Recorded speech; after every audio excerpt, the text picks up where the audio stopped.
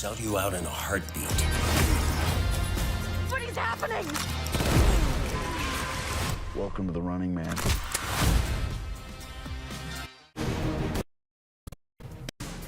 You're watching Golazo Match Night 48 Nations as we recap Scotland versus Morocco in Group C. 1-0 Morocco in the game. Ismail Saibari with a wonderful early goal to get things going. But the Scots were cheered on by their fans and worked their way back into the game. It was an entertaining second half. The Scots gave it all they could towards the end, but couldn't quite find the equaliser. As we welcome you into the studio, Adam Hunt, we're with Ian Joy and Jen Beattie. Not quite the result that two Scots wanted. I'm not going to say what the Englishmen felt about that result. I'll come to Ian first because you're coughing a little bit, Jen, there. We'll give you a second. Let's start with Morocco. I'm told this is the first time that an African nation has won 6 group games in a World Cup in a row. Yep. They started this run, obviously, in the last World Cup, making it all the way to the semi-finals. And it hasn't been vintage stuff so far, a draw against Brazil and only a 1-0 win against Scotland. But they are proving themselves to be a very, very difficult team to beat. They are winning games. They are not necessarily making it look easy, though, right? Second half, there was a few nervous moments there for Morocco. I don't want to take anything away from the fact that they've won, right? This is a big win for them. And I do think that you look at the two players who have linked up once again. Saibari gets the goal. Brahim Diaz creates, similar to what we witnessed in the first match day as well. That was pretty spectacular, and I think that's only the second time in World Cup history that that's happened, where it's been assist and goal score connecting on match day 1 and match day 2 by a score of 1-0. Germany were the other team way back in the 90s. Listen, I just think that what I've learned from this performance is Scotland's got a lot of heart, but little quality in the final third. Well, Jen's struggling here to get a drink here. Someone get Jen some water! Or a whiskey. Get her a whiskey. Or a whiskey after that A performance. nice wee scotch. What I've learned here, Adam, is that this Morocco side are not as good as we probably think they are. I thought coming into this competition, they might be the first team from Africa to win a FIFA World Cup. But what I wanted to say was that they are not that good. They're a team that huff and puff, get themselves a goal, then sat back. They had 2 shots on target. From a team with that much immense quality, actually Scotland in the second half were by far the better team with no quality. As mentioned already before, no shots on target from Scotland is very disappointing.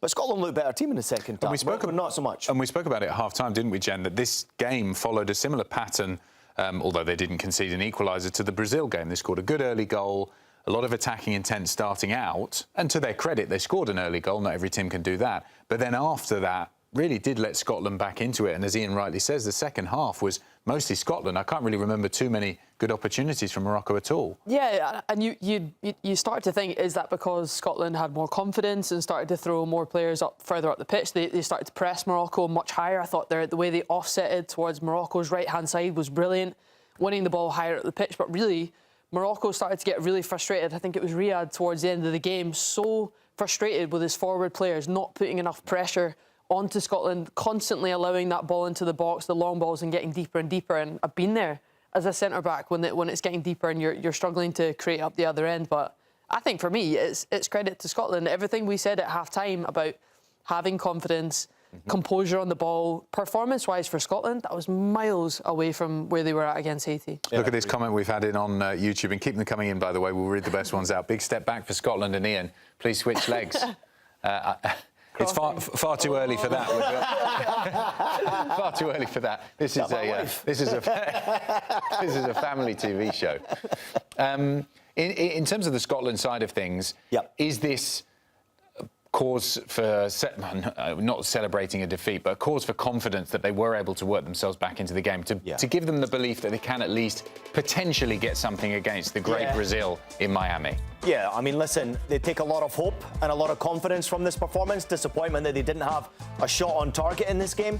Maybe I question, and I'm intrigued to hear what Jen thinks about the team selection here, because when Dykes was on the field, there was a real presence there compared to what Shea Adams was doing. Sort of a lot of huff and puff, but no real opportunity in front of goal. Never really made an impact body to body either. As a centre-back, you'd probably be happy with that.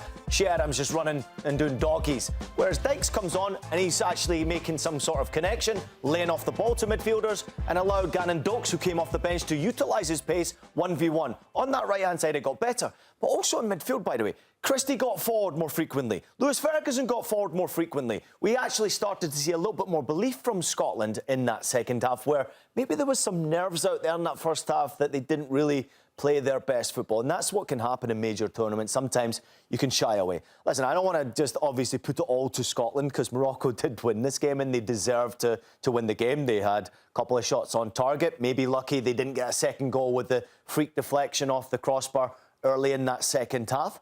But I think we should be quite pleased with that Scottish performance. There's a lot to take from it. But the team selection, Jen, maybe Clarkey should have gone with a different starting 11? I could definitely see a different forward. I think Dykes, when he came into it, his presence, the way, his ability to hold the ball up and bring more players onto He's a disruptor, isn't he? He disrupts defenders. Yeah, I think as a centre-back, Che Adams, I think, you know, players were getting in front of him quite easily. He was losing the aerial battle. Dykes comes onto it, and again, you think about it, Scotland were pushing more players up the pitch, so Dykes obviously had more players to combine with and more players around him to kind of support in that sense.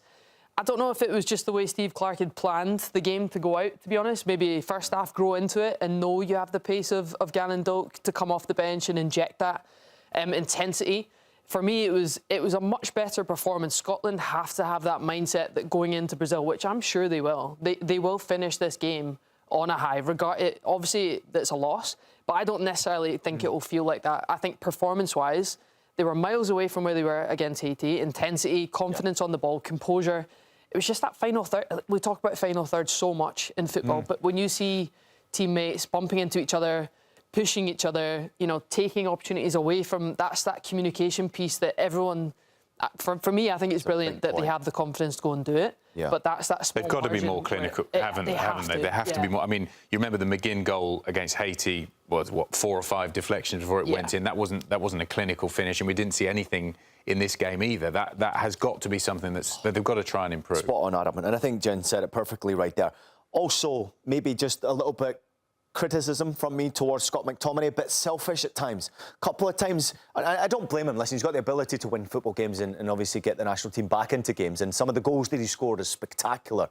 But there's a couple of times where he could have just simply laid the ball off there. I think it was Christie or McLean who was arriving into the box at the right time. He should have laid off, didn't even lift his head up to see him there. And then there was another one where Lyndon Dykes was just standing right in front of him. Sorry to spread my legs here, but lay the ball off. And if he lays the ball off perfectly, there's a simple strike from Dykes. And sometimes the desperation just creeps in a little bit too much. Selfishness takes over from players like McTominay, which is OK, but you've got to do the business. And again, small margins, but in moments there was just that extra touch that was taken that in a major tournament you don't have the time to do that. And I think that'll be another reflection that they'll have going into the Brazil. Take a shot. We saw what happened with John McGinn. Massive deflection. It might go in. Just get a shot away. Back to Morocco just really, really quickly, and a comment we've had in there from Forever Young 9235, if I can read that correctly. Bouadi is a boss in midfield. You mentioned him at half-time, didn't you, Jen? He had a wonderful game, as he did in the first game. I keep saying, for someone with such a young age, showing that level of maturity and just awareness. When you're watching him, he's constantly spinning. He knows exactly where the space is. He drifts into that, receives everything on a half-turn, just constantly looking to combine that from the back line to the front. And I've loved watching him play. Just dictates midfield from back to front. And when you've got a player like Diaz ahead of you that can be that little bit more creativity, you can just be the steadier on the pitch. He looks like he plays really simply, but it's that football IQ that I think you need to know when to drop into a back line, when to get a little bit higher, when to move out of the space. That constant interchanging movement. They just read each other really well, the Moroccan team, but he was at the heart of it for me. If they're going to go far into this tournament, is that your karaoke song? Forever young. I knew that was coming. Time for a short break here on Golazo Match Night 48 Nations. Plenty more coming up next. We'll see you in a couple of minutes.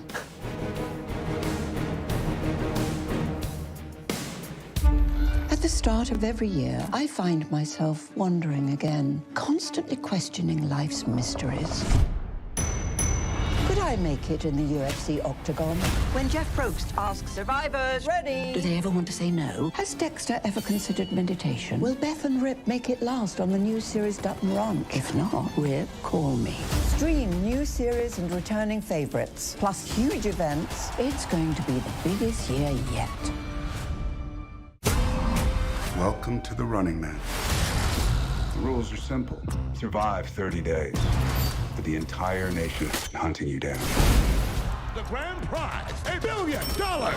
Win this game. Change your family's life forever. Hunt him down! People will sell you out in a heartbeat. What is happening? Welcome to the running man. I'm back. I'm really back. Why am I here? I'm not dead, right? Disruption on this campus will not be tolerated. If I look crazy, it's because that's how I feel. I don't know how to live in two worlds. There are others, but they're not like us. We need to get out of here now.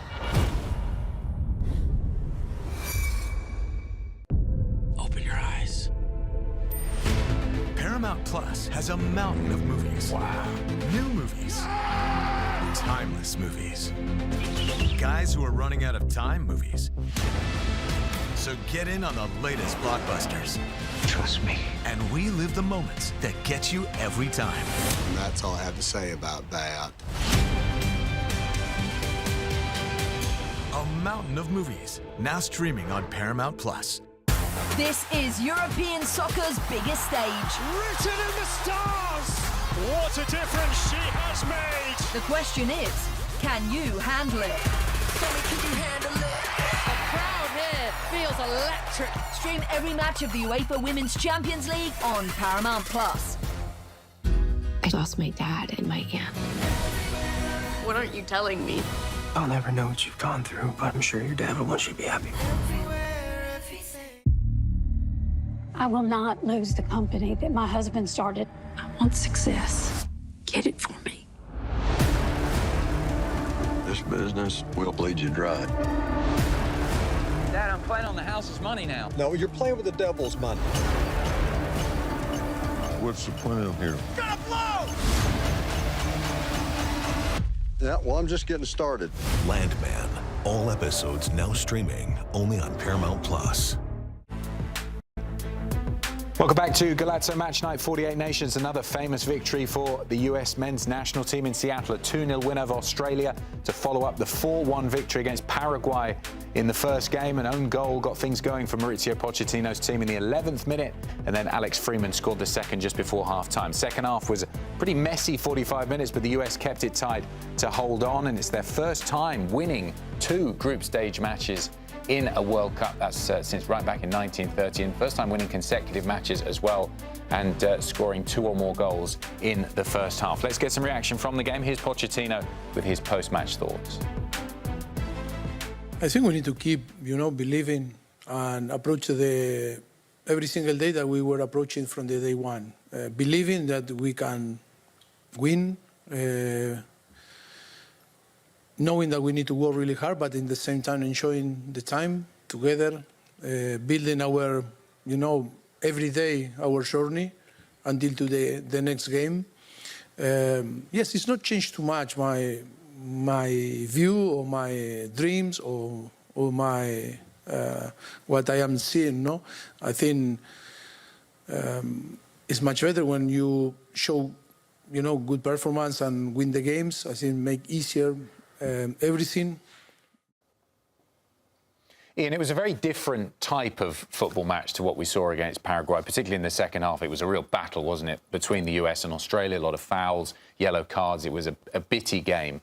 But I was quite impressed, and I don't know about you, with the way that the US were able to handle adversity in this game. The fact that Christian Pulisic wasn't available, Ricardo Pepi came in, some different looks from Australia in the first half. They got the goals they needed. And then in that second half, they had to dig in and hold on and not really rise to some of the tactics that the Australians deployed. I was impressed in a different way from what we saw in the first game. Yeah, rightfully so. I mean, this was a very impressive performance, and sometimes you have to win ugly. Sometimes you just have to find a way to win games. And also recognise you're creating a bit of history by going back-to-back winning games in the FIFA World Cup. It hasn't been done by any manager since 1930, if you're a manager of US men's national team. I thought it was good. Listen, there's a lot to learn from these types of games. Confidence can be brought from these types of performances. Even when it's not pretty, understanding who you're playing next to, teammates, which ones maybe you had a question mark over, Can they really go to battle with you when the going gets tough? You're coming up against an opposition that doesn't have many quality players, that will turn it into a bit of a fight or a bit of a dog race, right? You've got to be up for the fight. And they were. The US were excellent down the spine. Weston McKennie for me today was outstanding. Tyler Adams next to him, outstanding. Chris Richards along the back line never gave up possession of the ball, even though Australia were trying to rattle them, very composed in possession of the ball. You need those experienced players to be able to do so. And in the absence of Christian Pulisic, you wouldn't have even recognised that Christian wasn't on the field there today, because the US, it was a different kind of performance. Balogun, it was okay. Didn't see much from Pepe either. This was more about that spine, defensive performance, understanding one another, team spirit. This had a perfect Pochettino performance defensively written behind it, and I'm very happy to have seen that.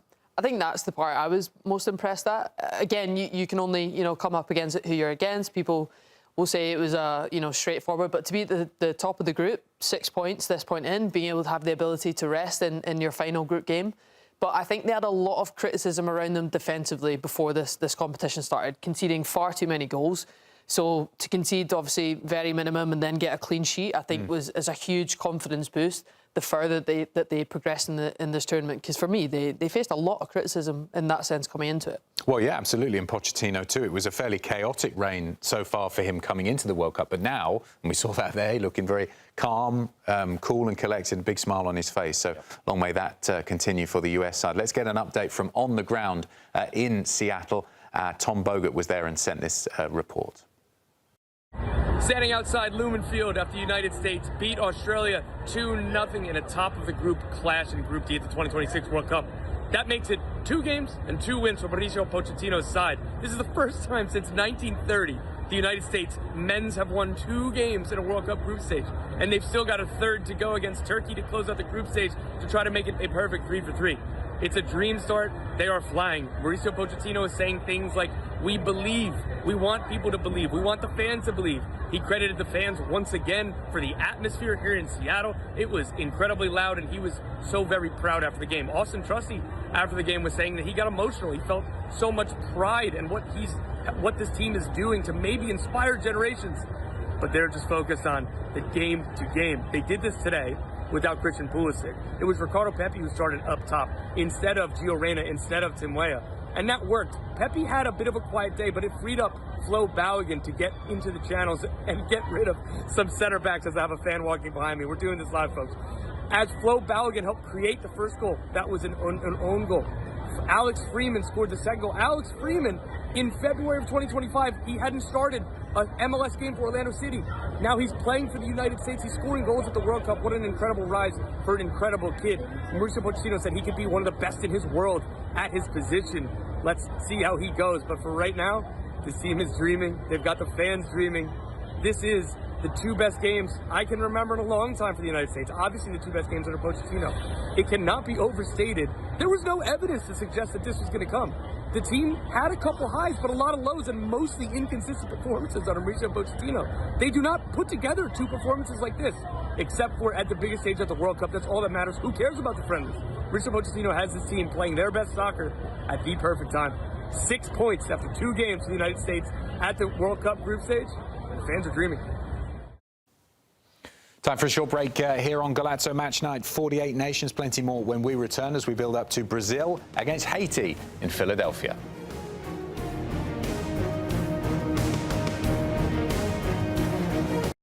At the start of every year, I find myself wondering again, constantly questioning life's mysteries. Could I make it in the UFC octagon? When Jeff Probst asks survivors, ready? Do they ever want to say no? Has Dexter ever considered meditation? Will Beth and Rip make it last on the new series Dutton Ranch? If not, Rip, call me. Stream new series and returning favorites, plus huge events. It's going to be the biggest year yet. Welcome to the Running Man. The rules are simple. Survive 30 days. But the entire nation is hunting you down. The grand prize, $1 billion. Win this game. Change your family's life forever. Hunt him down! People will sell you out in a heartbeat. What is happening? Welcome to the Running Man. I'm back. I'm really back. Why am I here? I'm not dead, right? Disruption on this campus will not be tolerated. If I look crazy, it's because that's how I feel. I don't know how to live in two worlds. There are others. But they're not like us.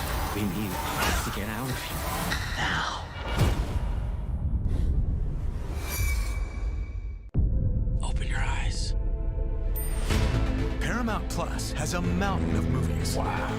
New movies. Timeless movies. Guys who are running out of time movies. So get in on the latest blockbusters. Trust me. And relive the moments that get you every time. And that's all I have to say about that. A mountain of movies, now streaming on Paramount Plus.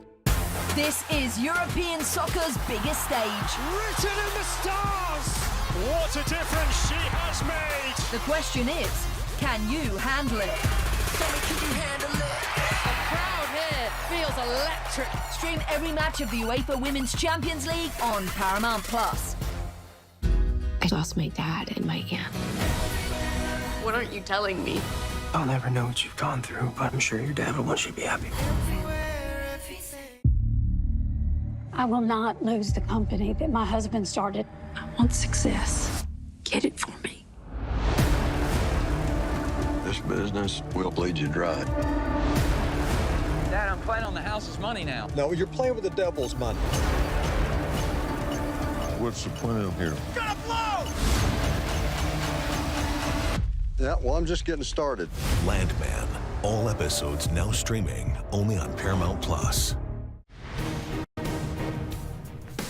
Welcome back to Golazo Match Night 48 Nations. Adam Hunt, Ian Joy and Jen Beattie here in the studio with you as we look ahead to the next game in Philadelphia. It is Brazil taking on Haiti in the same group, as we know, as Morocco and Scotland. So they will have one eye on this game, particularly these two in the studio, because they need a result. Let's start with the Brazil lineup, Jen. What have they gone for? Any changes from that first game against Morocco? One change right up top with Cunha. I was a little bit surprised as well to see Casemiro, obviously still in the midfield. He got pulled at half-time for Fabinho, who's still on the bench there. But for me, it's a big game for the two centre-backs, obviously, starting the play. And Cunha obviously starting the line from the top, and big moment for him coming into it. But your main man is Vinny Jr. What a strike he scored in the opening game against Morocco. You saw he doesn't need many opportunities for moments like that.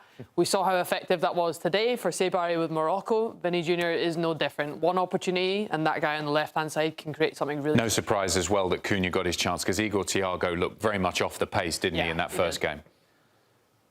Haiti, your specialist subject. Yeah, let me get into it. All right, Platini starts in goal, 38-year-old. Didn't have much to do against Scotland. Actually, relatively quiet, wasn't he, Jen? So we'll give him a busier night against Brazil in this game. Delcroix comes into this lineup, and I think he brings a great deal of experience and someone that can actually influence their backline. It looks like they will go with a back five. Duverne, obviously friend of the show, as Ade has. We've had Action on scoreline at one point as well. The leader is getting up there in age. So watch this backline here. They know they're going to come under a lot of pressure. As you go forward, Pierrot will start up top, and I'm intrigued to see, because there's no Isador. Casemiro is the one who steps into the lineup today, 24-year-old, only making appearance number 9 for the Haitian national side. I actually think they're going to just sit back defensively as much as they possibly can and look to counter-attack. Bellegarde has a great deal of pace. Jean-Jacques also a great deal of pace from midfield, and that's where they can actually punish Brazil. I'm not saying they can win this game against Brazil, but they can score a goal against Brazil. They showed enough quality against Scotland. I was slightly concerned about them against Scotland in the second half. Great pace, the way they got forward, utilising their ability, but nothing really in that final third. Can that improve today against Brazil? Maybe they score a goal and they can create a bit of history. But a World Cup, watching those Haitian supporters has been pretty special. And it's a big moment for them. First time since, what, 54? Something like that.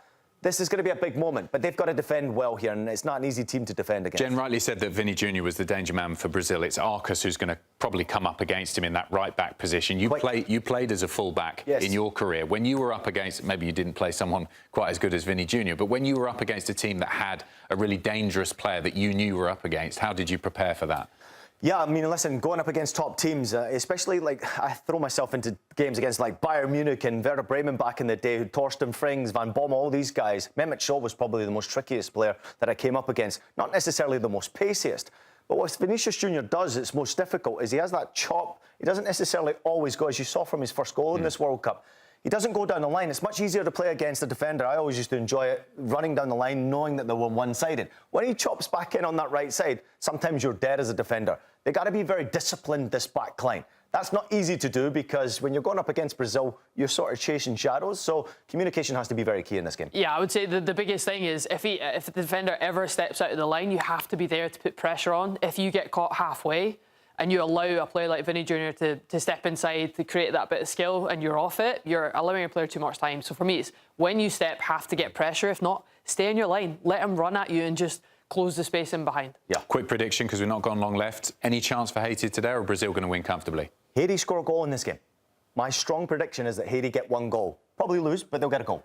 Yeah, I can't see Brazil have to up it massively from the opening game, which they have in them. So for me, I'm hoping for a 1-1 and favour Scotland. Yeah, absolutely. Always on the side of the Scots. But Haiti were pretty good in that first game, so hopefully they can continue that against the great Brazil. Time for a short break here on Golazo Match Night, 48 nations. Enjoy the game, and we'll see you at half-time.